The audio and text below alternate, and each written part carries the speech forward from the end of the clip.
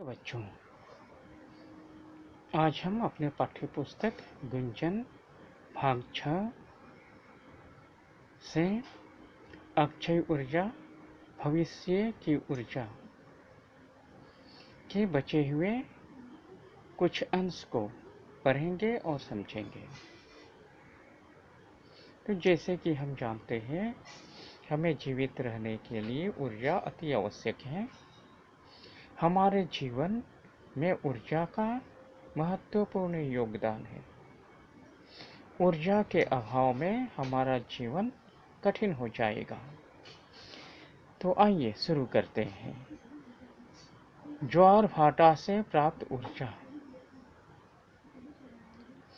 समुद्र में आने वाले ज्वार भाटे के कारण उत्पन्न होने वाली ऊर्जा को टरबाइनों की सहायता से विद्युत में बदल दिया जाता है। उसमें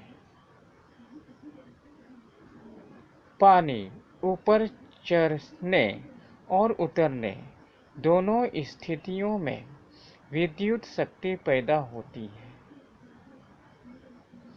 इसे लहर ऊर्जा भी कहते हैं। हालांकि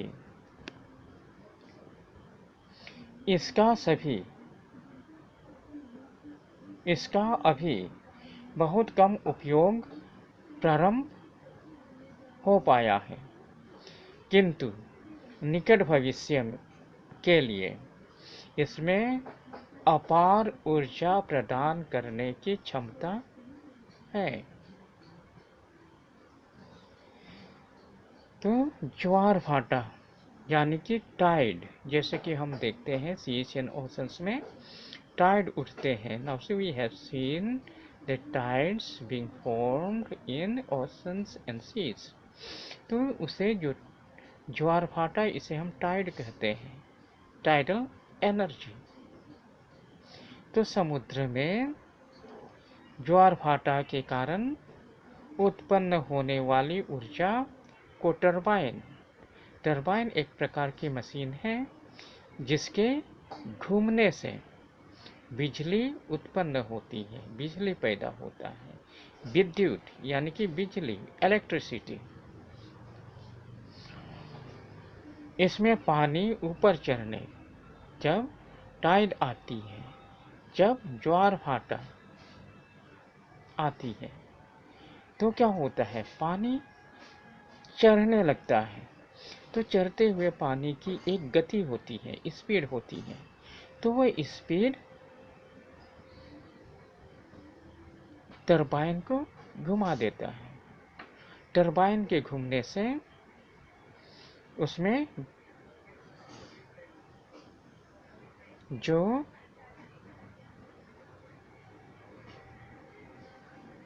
यंत्र लगे हुए होते हैं, उसके सहारे विद्युत पैदा होती है, बिजली पैदा होता है, इलेक्ट्रिसिटी पैदा होता है।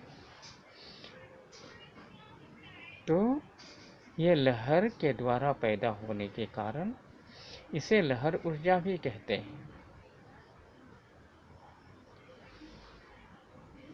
परंतु इसका अभी बहुत कम उपयोग प्रारंभ हो पाया है।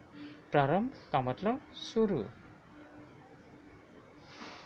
हो पाया है, किंतु निकट भविष्य अर्थात आने वाले समय के लिए इसमें अपार ऊर्जा प्रदान करने की क्षमता निहित है। तो हम जानते हैं कि हमारे जीवन में ऊर्जा का महत्वपूर्ण स्थान है और हम विभिन्न तरीकों से ऊर्जा उत्पन्न करने की कोशिश करते हैं। उन्हीं में से ज्वार भाटे का ऊर्जा भी एक है। तो जब यह ऊर्जा ज्वार भाटे अर्थात समुद्र के लहर से बनती है, तो इसमें किसी भी प्रकार के प्रदूषण फैलने की कोई खतरा नहीं रहता। यह एक स्वच्छ ऊर्जा स्रोत है, इससे किसी भी प्रकार के प्रदूषण नहीं होते, अर्थात हम इसका उपयोग कर सकते हैं और वे एक सुरक्षित और प्रदूषण रहित ऊर्जा स्रोत है। तो आज के लिए बस इतना ही। बाकी के अंश हम अपने अगले कक्षा में पढ़ेंगे और समझेंगे। तब तक के लिए धन्यवाद।